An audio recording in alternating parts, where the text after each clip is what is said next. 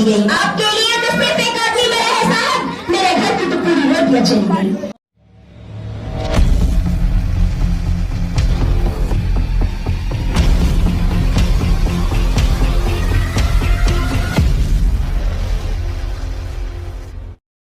Raksha Khatoon on the dice please. हम अपनी जान की दुश्मन को अपनी जान कहते हैं, हम अपनी जान की दुश्मन को अपनी जान कहते हैं, मोहब्बत की इसी मिट्टी को हिंदुस्तान कहते हैं। सभा में उपस्थित सभी गणमान्य व्यक्ति, मैं रक्षा खातून देश निर्माण के उपलक्ष्य में कुछ विचार व्यक्त करना चाहती हूँ।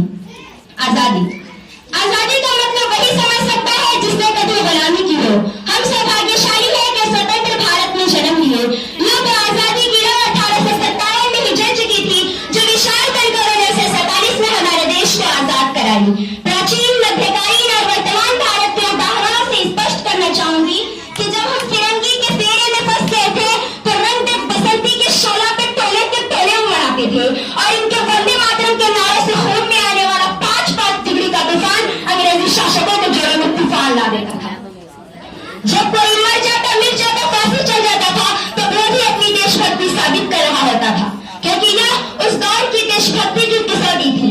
इसके बाद 62, 65 और 71 के युद्धों में अपना सुहाग गंवा देने वाली औरत जब अपने घर की हालत ये हो जाया करती है, जब प्यार भी भरपूर गया, मांग कर सिंदूर गया, नन्हे नारे हालत की रंगोटियां चली गई, छोटी छोटी बेटियों की चोटियां चली गई, बाप की कमाई गई, भाई की पढ़ाई गई, ऐसे आदमी सोच जिसकी पूरी पोतियां चली गई।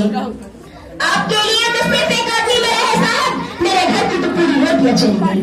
वाले हालात पैदा हो जाने के बावजूद भी एक माँ अपने बेटे को दुश्मनों को धज्जियां उड़ाने के लिए भेज देती थी और ये पत्र लिखकर भेजा करती थी कि अम्मा ने पत्र लिखा है बड़े ही चाव से, पुत्री मेरे न घबराना, 1 इंच भी पीछे मत हटना, चाहे इंच कर जाना, चाहे इंच कर जाना।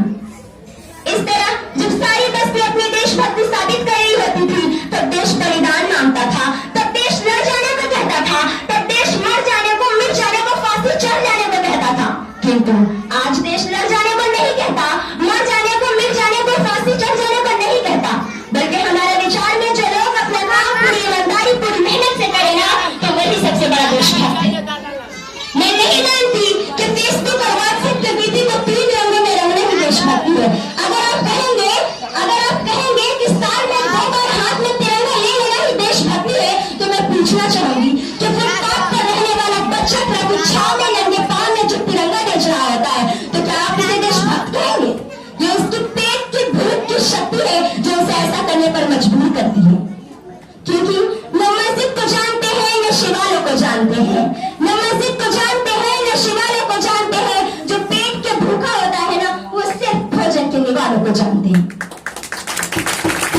अपने परिवार, अपने समाज, अपने राष्ट्र के लिए समर्पण का भाव ही देशभक्ति है, ताकि हर देशद्रोही ये समझ सके कि अगर तू परिंदा है तो ये आसमान तेरा है, अगर तू दरिंदा है तो ये शमशान तेरा है। भाईचारगी से रहना है तेरा इस जमीन पर, वरना ये कब्र भी तेरा है और कब्रिस्तान भी तेरा है। मजदूर को मजदूर समझिए, मजबूर नहीं। गरीब को काम दीजिए, दान नहीं। अगर दान देने का इच्छा है तो जीते जी रक्त दान दीजिए, मरने के बाद अन्न दान देकर किसी मट्टी में को जीवन दान दीजिए। यही है सच्चा राष्ट्र प्रेम। हमारे विचार में न हिंदू की जरूरत है, न मुसलमान की। राष्ट्र निर्माण के लिए केवल एक अच्छे इंसान की जरूरत है। जरा सोच कर देखिए, ये पेड़, ये पौधे, ये शायद ही परेशान हो जाए अगर परिंदा भी हिंदू और मुसलमान हो जाए। और मैं बता दूं कि शैक्षणिक बीमारी का केवल एक कारण है। हमारे देश की शिक्षा नीति केवल 2 लोगों के लिए बनती है, एक जो विद्वान और दूसरा जो धनवान। इसी तरह की कई गजब की बीमारियां नजर आती है और इन बीमारियों की जो जड़ है वो है हमारा अंधविश्वास। हमारे विचार में जब तक इस देश का युवा अपनी सफलता हासिल करने के लिए मंदिरों में जा जाकर नारियल फोड़ कर भगवान को रिश्वत लगाता रहेगा, समाज शिक्षित वर्ग भी दिल्ली के रास्ता काटने पर खड़ा हो जाता है। तो अपने धर्म, अपने जात को ऊंचा मानकर दूसरों के धर्म को अवहेलना करता रहेगा, तब तक इस देश में न ही अंधविश्वास खत्म होगा और न ही राष्ट्र निर्माण संभव होगा। हमारे विचार में राष्ट्र निर्माण जब संभव होगा जब इस देश में महिलाओं की पूजा नहीं, उनकी इज्जत की जाएगी। राष्ट्र निर्माण जब संभव होगा जब जातीय आरक्षण नहीं, सामाजिक सशक्तिकरण पर बात करेंगे। राष्ट्र निर्माण जब संभव होगा, राष्ट्र निर्माण जब संभव होगा जब स्वच्छता के अभियान में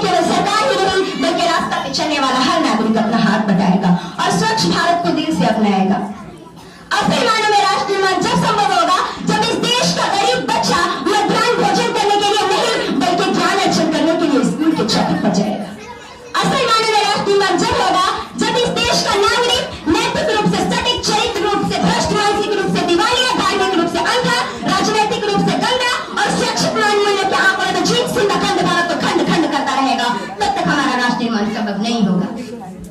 बड़ी बड़ी बातें नहीं, छोटी छोटी कोशिशें करनी होंगी, क्योंकि ठोकर हमें पहाड़ों से नहीं पत्थरों से ही लगती है। मैं सैल्यूट करना चाहूंगी सरहद पे खड़े जवानों को, पुलिस प्रशासन, किसानों को और इस देश के हर उस नागरिक को जो अपना काम पूरी ईमानदारी, पूरी मेहनत से करता है, जिसके बिना राष्ट्र निर्माण का कल्पना भी करना असंभव है। आज के इस मंच पे भारत की ये बेटी कहती है कि हम आप और हम सब मिलकर आगे ले जाने की जिम्मेदारी कबूल करते हैं। हमारा हिंदुस्तान महान था, महान है और महान रहेगा। होगा हौसला सबके दिलों में बुलंद, तो एक दिन पाकिस्तान भी जय हिंद कहेगा। पाकिस्तान ही क्यों, सारा जहां जय हिंद करेगा, क्योंकि सारे जहां से अच्छा हिंदू सिता हमारा।